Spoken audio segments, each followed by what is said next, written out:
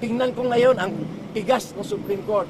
Tingnan ko kung talagang totoo ang kanilang adhikain na mag-administer ng justice o gusto na lang ipatupad ang batas dahil hindi fair ang lahat ng ginagawa ng Supreme Court.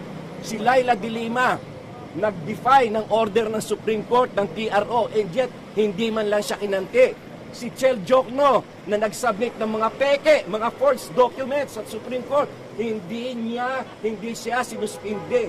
Ngayon, eto si Vice President Sara Duterte nagtatangka na patayin ang presidente, patayin ang First Lady, patayin ang Speaker of the House, si Speaker Martin Romualdez. Tingnan ko ang tigas ng Supreme Court ngayon. Sinasabi nila na sila ay tagapagpatupad ng batas. Tingnan ko ngayon ang tigas nila rito dahil hindi sila kikibo dito kay Sara dahil sila ay anti-Marcos.